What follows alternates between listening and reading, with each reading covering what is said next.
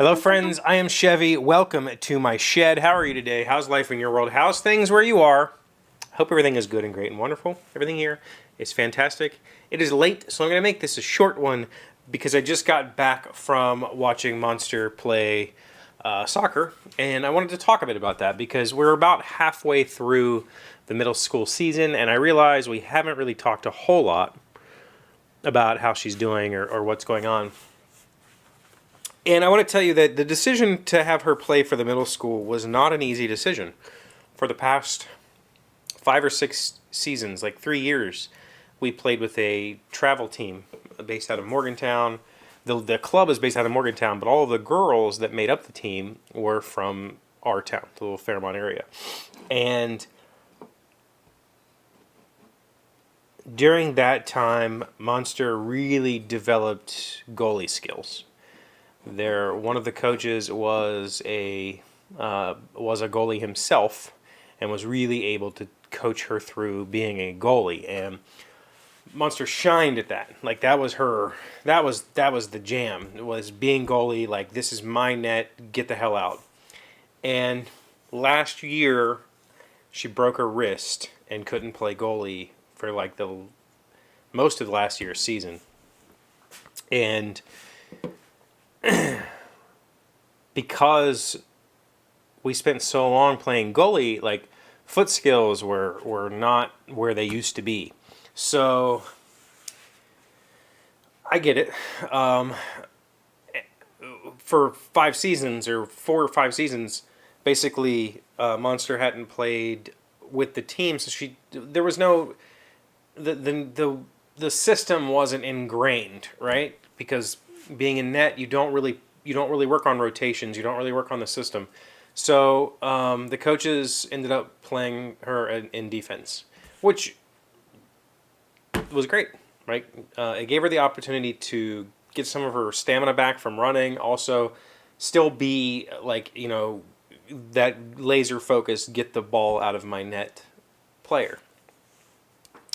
This year, we decided that it would be best to play for middle school.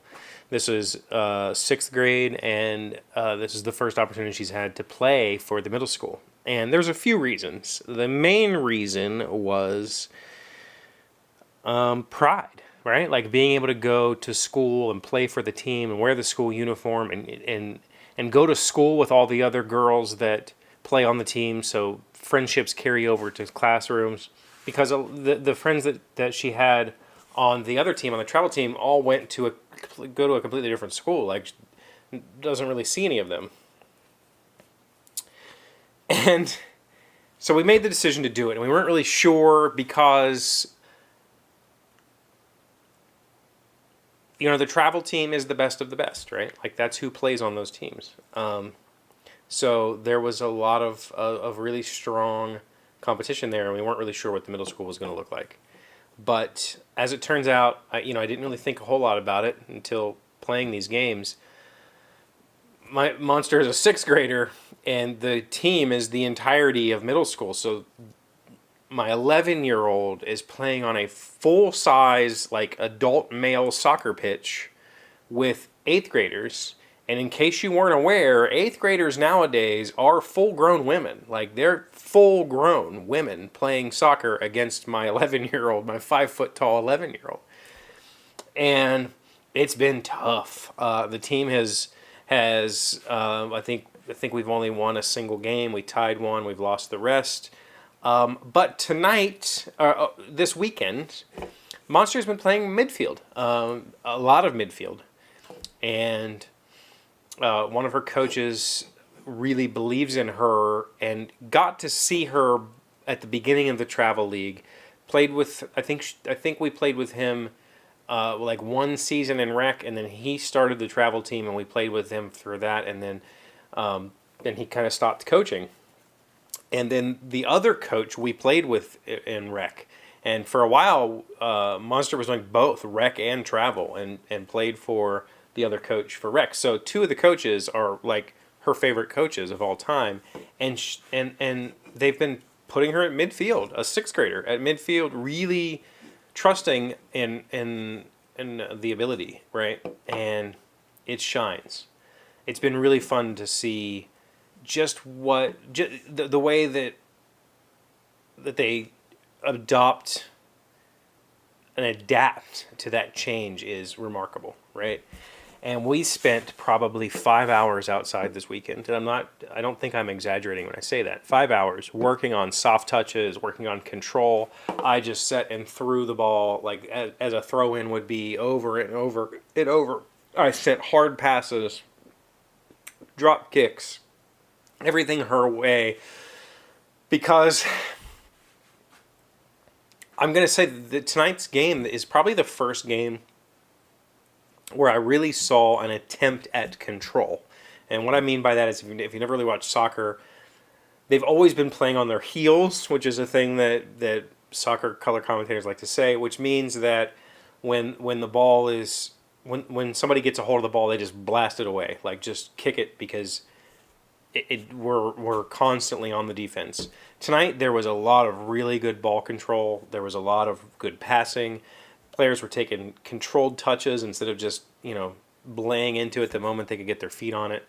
And Monster and I worked on that all weekend, so I got to see just how well they could do that on the field tonight. And it worked out. I mean, it looked great. We still lost, but I think that as a team, the cohesion is really starting to set in.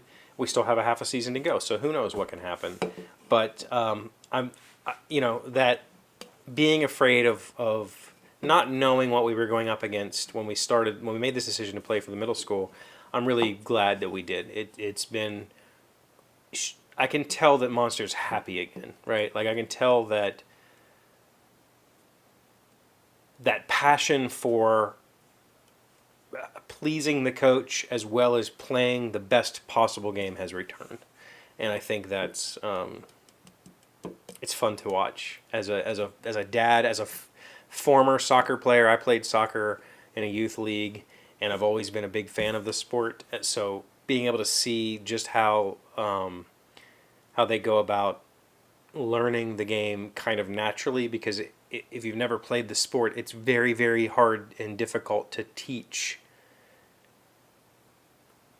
concepts because it's all so on the fly. You're not setting up plays, and so broad strokes, kick it to the side, don't kick it to the middle. You can teach stuff like that, but really teaching individual skill and touch control and passing, that's all kind of on the player to want to do that. And I got to see that tonight, and it was really strong. So super happy. Glad we made the decision. I'm excited to see what happens with the next couple of years in middle school. So that's what I have for you today. Thank you for being here as always. Thank you for liking and commenting and subscribing and being amazing friends and wonderful people. I really appreciate you. And I will see you again tomorrow.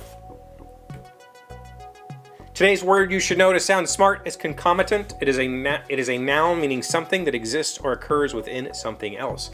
Each action of the actor on the stage should be the visible concomitant of his thoughts. Sarah Bernhardt, 19th century French actress and author. Concomitant. CONCOMITANT.